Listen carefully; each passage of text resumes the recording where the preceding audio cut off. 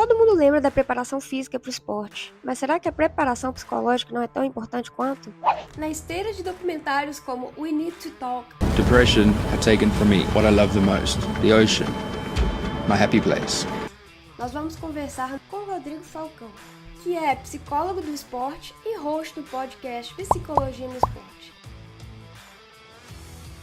Bem-vindos ao Papo Rider edição número 17, aqui é sua host do Wake.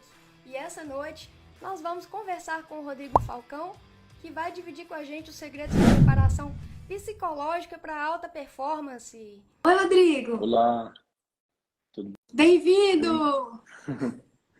Agora, espero que não aconteça nada aqui, né? Vamos lá. Então, gente, agora que não sei quem que entrou aí agora a primeira vez, a gente teve um probleminha técnico e recomeçou aqui a live. Então, eu já agradeci o Rodrigo por aceitar o convite aí para poder participar da live e ajudar a gente a entender os segredos aí da preparação psicológica para o esporte. É isso, muito obrigado. Obrigado, Lu, pelo convite. Não é segredo, né? Na verdade, é ciência e a psicologia é uma área que pode ajudar todos os tipos de pessoas, né? Inclusive os atletas. E eu tenho atuado com essa parte psicológica, né? Preparação psicológica com atletas e grupos há quase 18 anos aí. Então tem muita ciência por trás, não é segredo e é acessível, né? Para a maioria das pessoas, né? Para todo mundo, na verdade. Então, eu queria saber como que funciona esse acompanhamento aí para os atletas. Sim, então, na verdade, assim, quando a gente fala de alta performance, a gente tem alguns pilares, né? Então, a gente tem lá a parte física, a parte tática e a parte psicológica. Essas três áreas, elas se misturam a todo tempo, né? Vamos pensar num atleta aí, num grande atleta. Se uma dessas três áreas não estiver equilibrada, elas não estiverem conversando uma com as outras, a probabilidade de o rendimento ser ruim é muito alta, né? Só que quando que a gente percebe a parte psicológica? Principalmente durante as competições, naqueles momentos ali que, enfim, que os atletas não conseguem fazer bem aquilo que eles treinam, né? Isso em todas as idades. E aí a gente pensa, pô, fulano amarelou, ah, não, é a parte psicológica que não tá legal. Ah, poxa, ele não estava concentrado, ele desconcentrou em alguma coisa.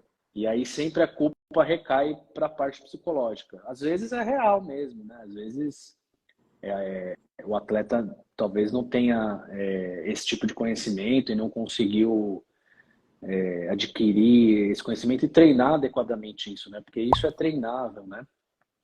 E além disso, Lu, tem a pressão do dia a dia dos atletas. Então, ser atleta de alto rendimento em qualquer país, dependendo do esporte ainda mais, existe muita pressão por trás, né? Existe muita cobrança externa, que seria, por exemplo, do treinador, da equipe, da torcida, da mídia, dos patrocinadores, e uma cobrança interna também por ter um bom desempenho, por tentar fazer aquilo da melhor forma, né? Enfim, então tudo isso acaba influenciando, às vezes, negativamente no dia a dia dos atletas e também pode influenciar positivamente, né? O que a gente costuma falar é que, assim, a psicologia do esporte, ela não é só para tratar problemas psicológicos. Claro que a gente faz isso, mas a preparação psicológica, ela auxilia os atletas a potencializarem aquilo que eles já têm de positivo, né? Então, a preparação psicológica é justamente para dar um gás a mais, digamos assim, para que o atleta consiga realmente fazer bem aquele talento que ele tem, né? Que ele consiga desempenhar bem o seu talento em qualquer esporte, né? É muito subestimado, né, isso daí. Por que as pessoas não procuram isso tanto quanto procuram a preparação física? Então, eu creio que realmente é subestimado e ainda tem um tabu muito grande na sociedade com relação a procurar um psicólogo, né? A saúde mental em si. Ainda é visto de modo geral, inclusive no esporte, as pessoas que procuram um psicólogo e tal, para fazer um tipo de trabalho como a gente está tentando falar aqui, as pessoas são vistas como fracos, como, né, pessoas problemáticas, enfim. Então tem um tabu muito ruim ainda, apesar de nos últimos anos aí isso ter mudado, né? De 4 anos para cá tem se falado muito em saúde mental, enfim, tudo isso no esporte. Mas ainda eu acredito que tem muito preconceito com a psicologia em geral na sociedade e também e no esporte também, né? O esporte ainda é um âmbito, no geral, um pouco machista ainda, enfim, muito conservador para algumas coisas, né? Então, falar de emoções é falar de fraqueza no esporte, né? Quando, na verdade, as emoções, se bem trabalhadas, ela pode ajudar o atleta a conquistar os objetivos, né? Eu acredito muito nisso. Isso que a ciência tem mostrado, na verdade. Você tem tido resultado com as pessoas que fazem esse acompanhamento, realmente? Sim, a gente tem resultado. E assim, é bom deixar claro que o resultado ele é de médio a longo prazo, né? Não quer dizer que, poxa, vamos supor que você queira contratar um psicólogo que daqui 2 semanas você vai tá, nossa, super, hiper, né, motivada e pronta para ganhar tudo. Não é isso, é um processo, né? É um processo, na verdade, de autoconhecimento.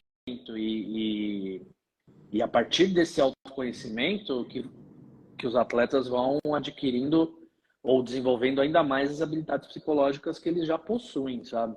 Então é E mais ou menos desse jeito. o que aconteceu com o Ronaldinho Fenômeno? Vamos falar desse caso. Na época, ele teve uma convulsão, né? E aí eu digo, né? Quem estava assistindo não entendeu aquilo, enfim, não entendeu muito bem o que aconteceu, né? E conforme os anos foram passando, ele mesmo, recentemente, ele fala com todas as letras que o que aconteceu com ele foi um colapso, né? Nunca tinha tido histórico de nenhuma convulsão. E eu atribuo aquilo realmente ao estresse psicológico que a gente foi submetido, né, através de chegar a uma final de Copa do Mundo com 20 anos de idade.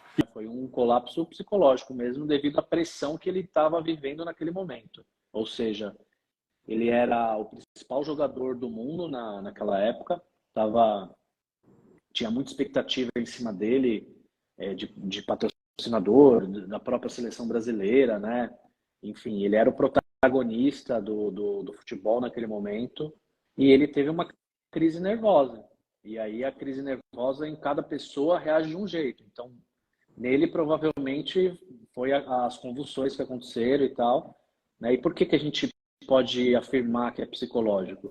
Porque ele fez vários exames na época e depois até e não constatou nenhuma lesão física, né? Que pudesse indicar que aquilo era físico. Então, se eu posso dizer, foi um grande estresse que ele teve ali naquele momento que causou tudo aquilo, né? E aí despencou todo o time, você imagina, num dia de uma final de Copa do Mundo, o principal atleta tem uma convulsão e todo mundo vai ficar apreensivo, né? Foi o que aconteceu realmente, sabe? Talvez se ele não tivesse tido aquele colapso, a gente não sabe se o Brasil realmente ganharia a Copa, né? A gente não tem essa...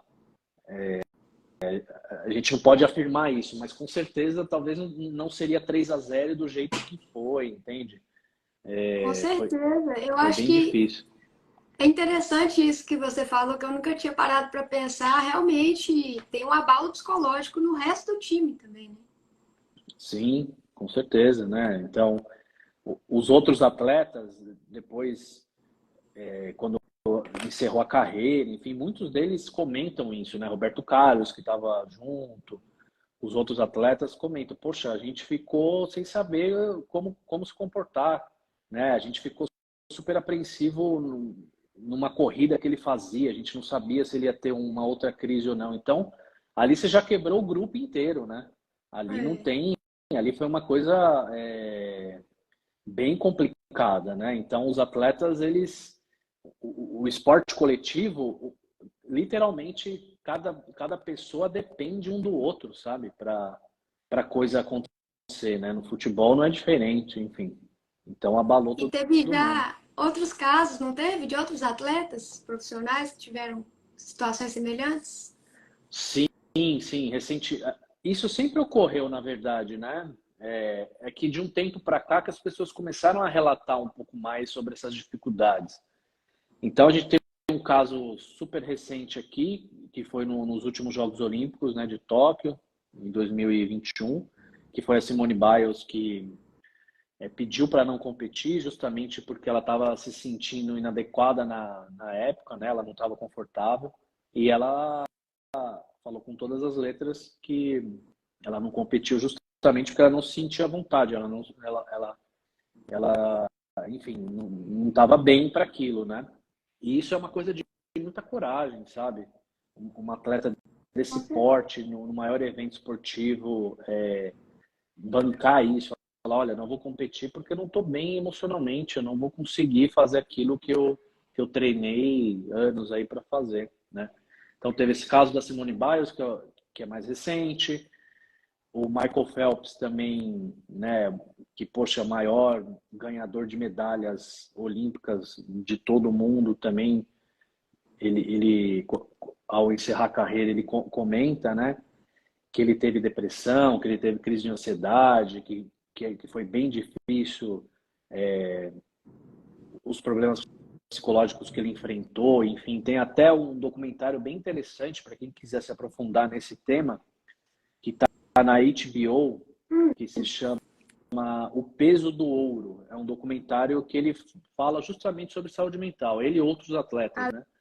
Na legal. verdade, eu digo Phelps porque ele narra o documentário, então ele vai falando bastante coisa da carreira dele, e aí outros atletas também famosos dos Estados Unidos vão comentando sobre coisas similares, né? Sobre pressões que, que vivenciaram, sobre problemas às vezes familiares que interferiram na carreira, né? Como tudo isso acaba atrapalhando, né? Porque pensa assim, Lucila, a pessoa, ela não consegue, a pessoa atleta, né? Ela não consegue deixar de ser um ser humano, né? Parece bizarro o que eu estou dizendo, né? Mas é bem isso. Às vezes a gente acha que o atleta é uma máquina de performar, né? E não é.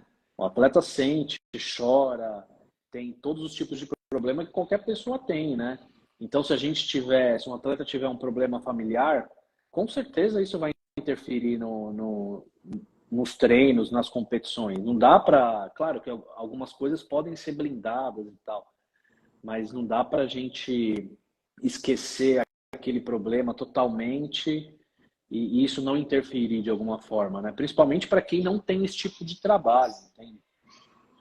Então Existe é mais ou menos uma, isso. uma questão de mindset também, não tem? Que interfere? Eles falam muito de mindset de crescimento. Sim, sim, o mindset de vencedor, né? De ganhador, isso é super importante também. Claro, você tem uma postura vencedora, uma postura ganhadora, uma mentalidade vencedora ajuda, claro, mas só isso não é o suficiente, entende? Você tem que construir isso no seu dia a dia com treinamento. É o que a gente fala, né? Não adianta também a pessoa só ir no psicólogo e não treinar o resto, né? Você tem que treinar a parte física, a parte tática, a parte mental, né? Que é a parte psicológica. Tudo isso é treinável. Então você tem que cuidar de todas as variáveis para que no conjunto da obra você consiga ter um melhor rendimento, né? Então a mentalidade vencedora, o mindset vencedor quer dizer isso mesmo, quer dizer de você chegar no seu limite e também saber se cuidar, né? Saber a hora de descansar, a hora de tirar o pé um pouco das coisas, a hora de lazer, a hora de, enfim, de tudo, né? Você tem que ter esse equilíbrio aí na vida do atleta e na vida de qualquer pessoa, na verdade. Tem até um documentário recente que chama We Need to Talk, que envolveu pessoas do kitesurf e do wakeboard, que confessam problemas que tiveram, assim, psicológicos. O principal do documentário para quem não assistiu, é o Graham Hawes, né, que é kitesurfista profissional, e ele teve uma crise na água. Ele fala que ele teve um ataque de pânico andando de kite e ele não conseguia respirar. E aí ele foi pesquisar e tentar descobrir o que aconteceu com ele, e ele foi diagnosticado com depressão profunda. E nisso, no documentário, ele se juntou a outras pessoas do esporte, tem também wakeboarders, tem pessoas de outros esportes. Não lembro como é que é aquele do passarinho lá que pula do avião com a asa, sabe? Sei, Tem aquele. é o Wing. É, é o Wing alguma coisa, desculpa. Também não. Eu sei qual que você está falando. Mas. Aí, no final das contas, ele acha, né? Outras pessoas que também querem falar sobre isso. Sim, sim, com certeza. E, poxa, eu fiquei sabendo desse documentário por você, né? Você que me apresentou e eu achei muito bacana todas as falas ali, tudo que ele traz.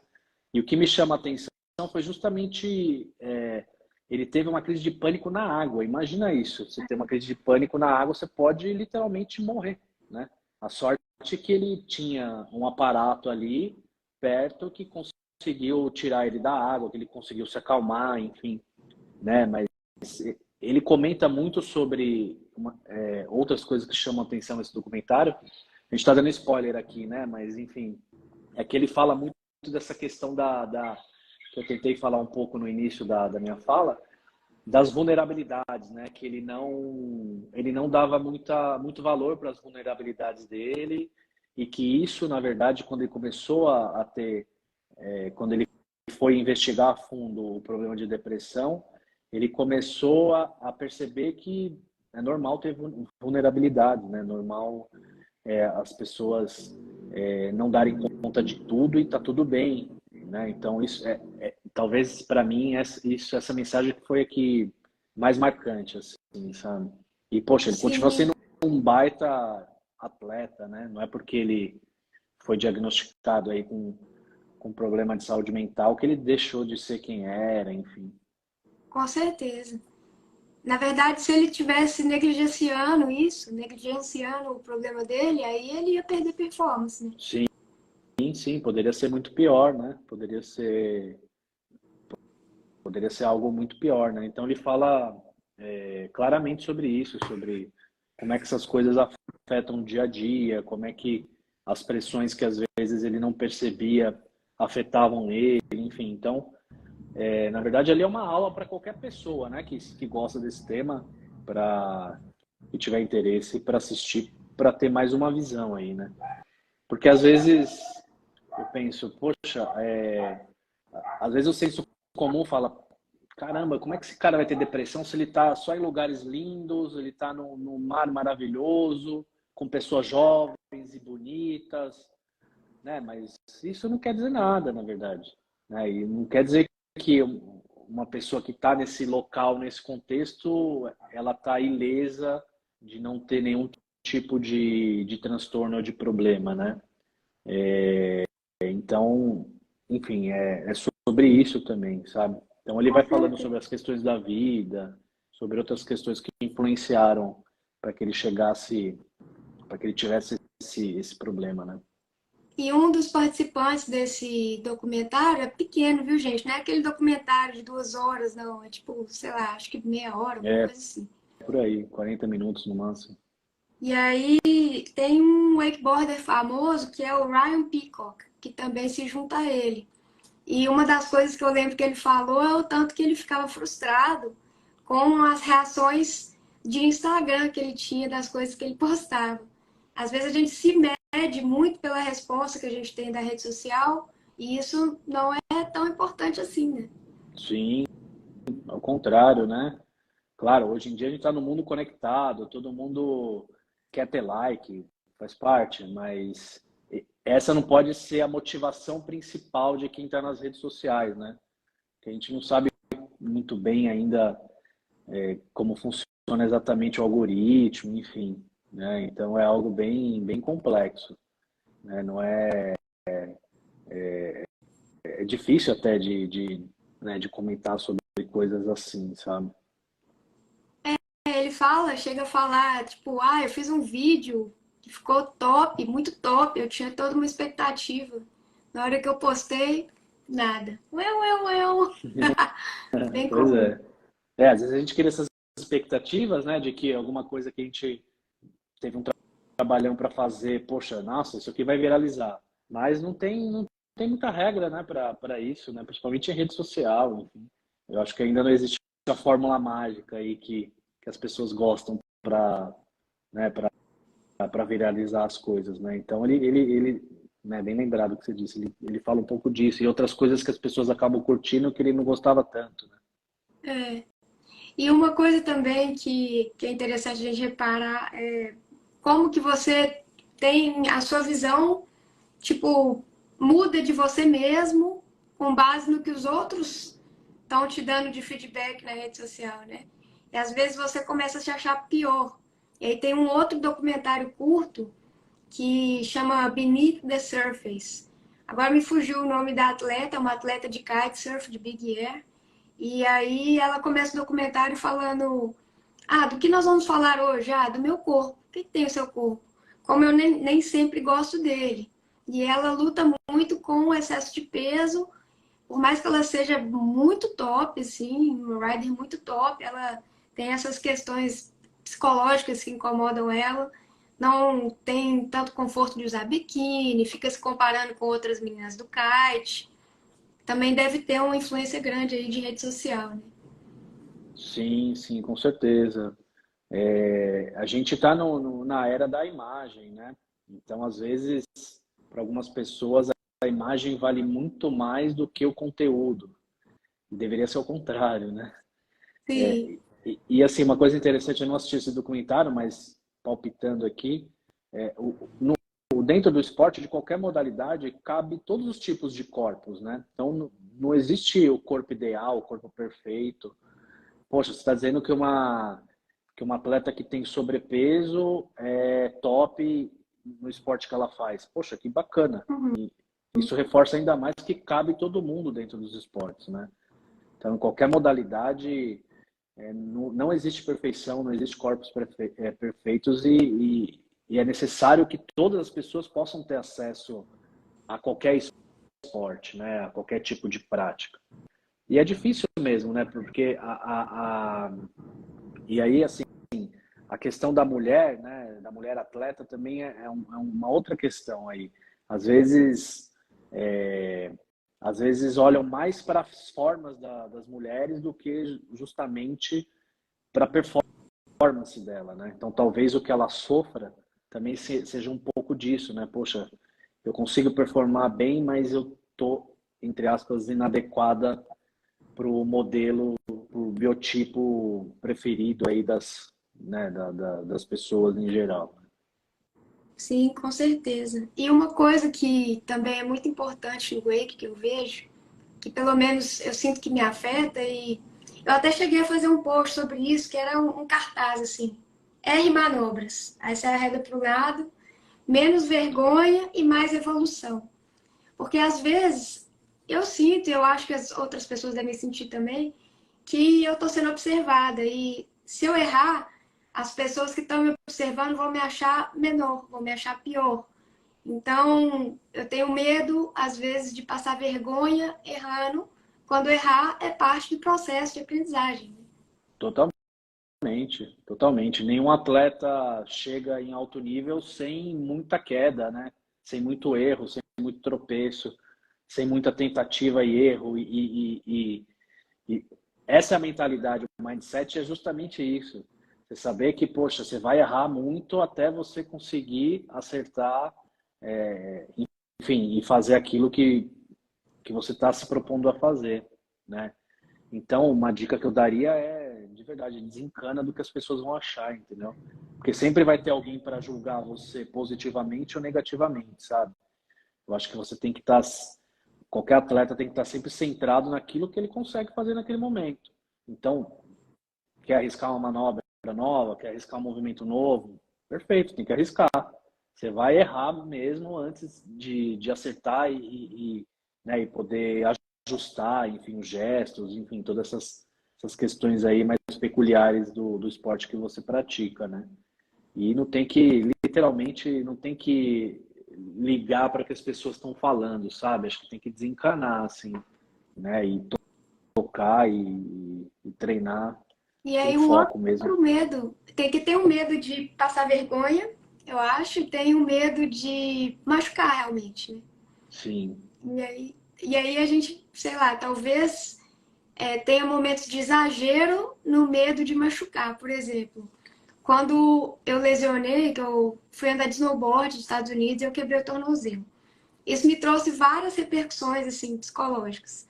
Primeiro, me tirar da água aí 4 meses foi uma coisa que me desestabilizou bastante. Eu não soube lidar com a retirada, vamos dizer, do pilar esporte da minha vida de um jeito muito legal. Acabei também compensando, trabalhando muito, trabalhava o máximo possível, sabe? Eu dava umas focadas nos outros lados da minha vida, porque eu queria ocupar minha mente o máximo.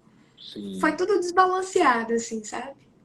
sim, imagino. Uma lesão é super difícil, né? Para qualquer atleta. E dependendo da lesão, ela pode levar o atleta a ter problemas de saúde mental, pode levar o atleta a ficar ansioso, a ter depressão, né? Dependendo do tipo de lesão aí que ocorre, né?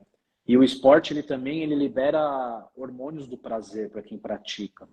Então, talvez no seu caso, o seu cérebro literalmente estava pedindo por aquilo. Por isso que você também ficou, eu imagino, né, que você tenha ficado também talvez ansiosa um pouco, né, não sabendo lidar com tudo isso, sabe? E aí é comum, às vezes tem pessoas que vão descontar essa energia na comida, ou vão comer em excesso, ou vão comer doce, ou vão deixar de comer, ou vão trabalhar mais, ou vão fazer outras coisas para compensar essa falta, sabe?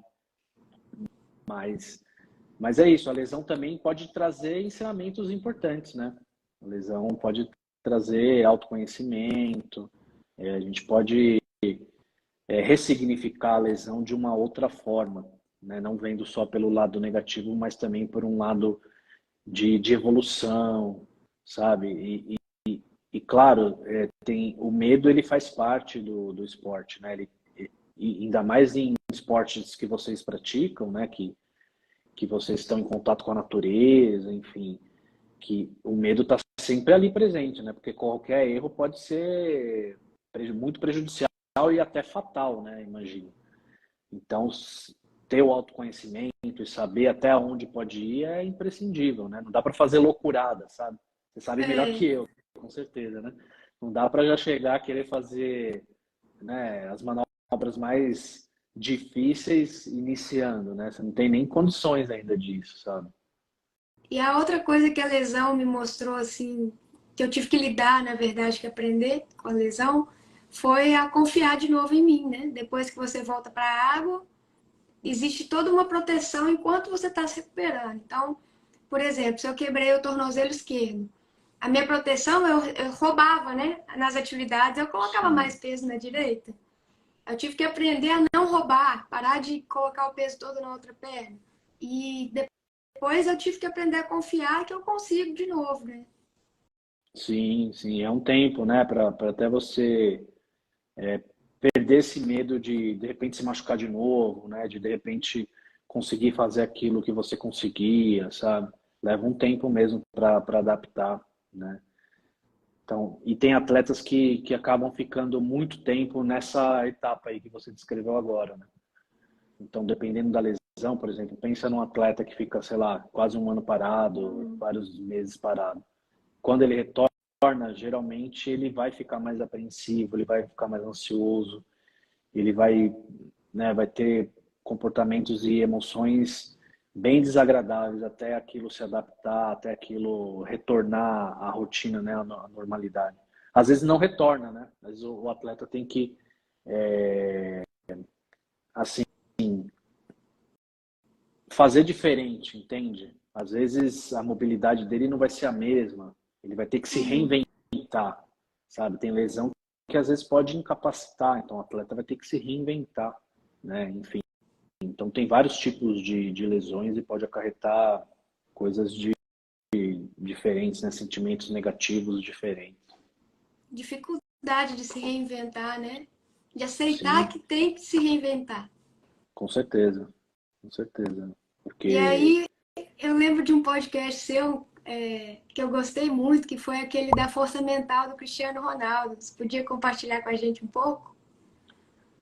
sim, então, eu acho que o Cristiano Ronaldo é um dos atletas com mais força mental, né? Atleta super resiliente, um atleta focado, que treina muito, sabe? Então, um atleta para conseguir objetivos, ele tem que fazer de tudo possível e conhecer o seu próprio corpo, conhecer o esporte que ele pratica, né, totalmente. Então, o Cristiano Ronaldo é um cara muito autoconfiante, então às vezes as pessoas chamam ele de arrogante. Ele pode até ser arrogante em alguns momentos, mas ele tem uma autoconfiança muito grande, isso ajuda muitos atletas. O atleta que não confia em si mesmo, ele já sai perdendo, ele já dá uma vantagem para o adversário, né? Então ele é autoconfiante, por quê? Porque ele treina muito, ele sabe das capacidades dele, né? Porque ele já provou que consegue fazer as coisas com maestria. Então, ele tem um nível de autoconfiança muito grande, ele tem essa mentalidade vencedora muito grande. Então, ele cobra os companheiros para, né, para fazer perto do que ele faz. Então, ele inspira também os companheiros dele a serem mais exigentes, né? Então, assim, ele é um modelo porque ele acaba fazendo de tudo, tudo que a ciência mostra, tudo que a ciência do esporte preconiza, o Cristiano Ronaldo acaba literalmente colocando em prática, né? Ele tem momentos para descansar, ele tem momentos para cuidar da mente dele, ele faz meditação. É um cara que pode ser exemplo para não só para jogadores de futebol, mas para atletas de de todos os esportes, talvez, né? Ele faz também uma coisa interessante que às vezes aqueles jogos psicológicos, né? Tem gente que não gosta muito, enfim, com os outros atletas. Às vezes ele enche o saco de um zagueiro, a gente vê ele em alguns momentos reclamando do zagueiro, falando umas besteiras pros adversários, tentando desequilibrar os adversários, sabe? Então tem um monte de coisinha aí que ele vai juntando e que faz com que ele seja, poxa, um dos maiores de todos os tempos aí dentro do futebol, né? O meu irmão tem esse dom de fazer isso aí. Ah, é? Eu lembro a Ele te gente jogando desestabiliza? futebol. Hã? Ele desestabiliza os adversários? Sim, é tipo assim, ele te dribla e ri muito alto assim da sua cara, sabe? Sim, sim. A gente Pois desde é. pequeno, né? Ele sempre foi muito bom em futebol. E Ah, legal. aí a diferença de idade é 6 anos, né? E ele não teve um irmão. Aí ele resolveu que eu ia ser o irmão dele, né? Entendi. E E sobrou foi para assim, você. e foi assim que eu acabei jogando futebol antes do Wake, na verdade. Ah, que bacana. Então, a gente jogava muito futebol junto, mas ele sempre fez essa estratégia aí, ele sempre fez. Entendi. Você ainda joga ou de vez em quando? Ah, aqui tá difícil de achar onde jogar, com quem jogar. Então eu tô mais no vento mesmo, no kite e no Uhum. wakeboard ali no Cable Park. Ah, que legal, que bacana. É, porque são coisas bem diferentes, né? São modalidades completamente diferentes. Mas eu ia te perguntar assim, se você tem algumas dicas que você pode dar pra gente colocar na rotina para poder conseguir ter um preparo relativamente bom, constante, assim. Tipo, por exemplo, a gente tem uma preparação física, a gente tem que treinar, sei lá, 3 vezes por semana no mínimo. Treinar fortalecimento, né? Nem necessariamente ir para a água, né? Fora ir para a água. E dieta também a gente já sabe, né? Que tem que ter uma dieta equilibrada, você não vai comer o mundo e ir todo pesado para a água, toda pesada para a água lá e achar que vai sair tudo igual, né? Então, o que que eu poderia colocar na minha rotina? Assim, imagino que é terapia, mas também imagino que haja algum hábito, alguma coisa que eu possa fazer. Então, duas coisas que eu acho que ajudam bastante os atletas, né? A primeira coisa é tentar ter momentos de meditação, assim, de técnicas de meditação, respiração, enfim, que pode ser antes do treino, pode ser depois de um treino, mas é legal, sei lá, mesmo que seja 5 minutos por dia, sabe? Parar, respirar, tentar perceber o próprio corpo, tentar perceber a própria respiração, acalmar a mente mesmo, né? Então isso é muito importante assim para todos os atletas, sabe? E também durante os treinos usar a respiração, porque a respiração ela literalmente ajuda a gente a baixar a adrenalina, a gerenciar estresse, a quando estiver muito nervoso, a conseguir controlar um pouco as emoções negativas, a controlar o medo. Então, a respiração é uma arma que é gratuita, né? É Uhum. só aprender a fazer isso direito, sabe? Então, primeira coisa é respirar. E outra coisa, tem uma técnica que muitos atletas utilizam que se chama visualização, que é literalmente usar a imaginação para o alto rendimento. O que seria isso? Por exemplo, eu vou usar você como exemplo, tá? Vamos supor que você queira se preparar para uma competição e você está experimentando uma manobra nova. Se você parar todos os dias e pensar naquilo que você tem que fazer, fechar os olhos, literalmente, pensar naquilo que você tem que fazer, nos gestos que você tem que fazer, em como você vai entrar na água, enfim, né? Imaginar você executando aquele movimento, isso já vai ajudar o seu cérebro a lidar com aquilo quando você for fazer na prática. Ou seja, você já está mandando estímulos para os seus músculos, mesmo que os estímulos sejam ainda pequenos, né? Porque é diferente de fazer o exercício e de imaginar o exercício, mas você vai estar imaginando, você já vai estar estimulando aqueles músculos a se movimentarem. Então, isso facilita a aprendizagem, isso acalma, né? Então, por exemplo, você falou do Cristiano Ronaldo agora há pouco. Essa é uma técnica que ele utiliza, que é a visualização. O Michael Phelps, ele também, no documentário dele, ele fala que ele se imaginava nadando o tempo inteiro, né? Por exemplo, vamos supor que a prova dele durasse, sei lá, 30 segundos. Então ele imaginava os 30 segundos, como é que ele ia fazer as braçadas, que horas que ele ia respirar, ele já exercitava isso na cabeça dele antes de entrar na piscina. Então todo atleta pode respirar e visualizar, que são coisas super simples. Claro que quanto mais tempo e mais prática, isso vai se aprimorando também, né? Mas isso são técnicas que são super úteis e fácil de fazer. E reservar, por exemplo, 5 minutos para meditar por dia e mais 5 minutos para visualizar, dentro de um dia, não vai matar ninguém, né? E com o tempo vai aumentando um pouquinho, sabe? Eu acho que essas coisas ajudam muito. E você tem dicas para conseguir meditar? Uma pessoa super agitada, assim, que não consegue, fica, por exemplo, meu cérebro, ele não para muito fácil, não. Eu devo ter que fazer isso mesmo. Mas eu não sei como que eu desligo ele. Então, a primeira coisa é indo aos poucos, né? Não adianta querer meditar já meia hora, 20 minutos, indo aos pouquinhos. Então, uma coisa que você tem que fazer é parar. Parar em algum lugar calmo, tranquilo, pode ser sentado, pode ser deitado. E aí você coloca a sua mão na barriga, né? E você pode tentar, conforme você vai respirando, você vai prestando atenção na sua respiração ou na sua mão subindo e descendo, sabe? Então, essa é um tipo de coisa que dá para fazer. É claro que vão vir vários pensamentos, né? Quando você está parado, assim, poxa, você vai pensar na live que você tem que fazer, você vai pensar no almoço, você vai pensar em não sei o quê. É impossível a gente não pensar. Mas o que eu estou querendo dizer é em vez de você, de vir um pensamento e você dar corda para aquele pensamento, o que você tem que fazer é deixar o pensamento ir embora, entende? Então, Entendi. por exemplo, além disso, prestar atenção na respiração. Se vier um pensamento, por exemplo, poxa, o que eu vou comer no jantar e tal, tem que ir no banco, eu tenho que fazer isso, fazer aquilo. Né?